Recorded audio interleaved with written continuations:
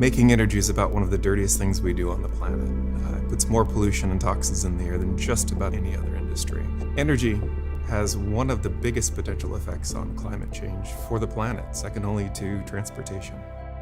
Some of the economics are changing around it. Coal is actually going away, not because there's any push to take coal away, but because it's not economically viable anymore. Renewables are marching in quickly to replace a lot of the thermal energy production. What's happening on a local level, energy is actually being produced in communities. So big power plants sitting at the grid center pushing electricity to the grid edge are actually being replaced with local power plants sitting on people's roofs producing electricity. These sources are really beginning to displace some of the larger energy production.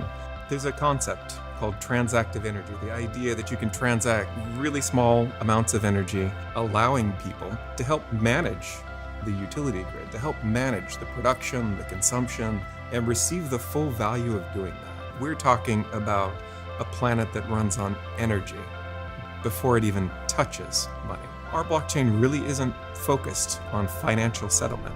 It's focused on running a utility grid in an architecture that is virtually impossible to break. So the architecture we're looking at is really multiple blockchains running in clusters at the grid edge, connected to another blockchain, meter data coming from the grid edge, the stuff that you need to run a utility grid, volts, VARs, phase angle, reactive power, all these things that grid engineers talk about, that's the data that we use to build this blockchain. It's this architecture that's going to make this grid of the future fast acting and transactive and allow you to participate in a different way while providing grid edge security that we just don't have today.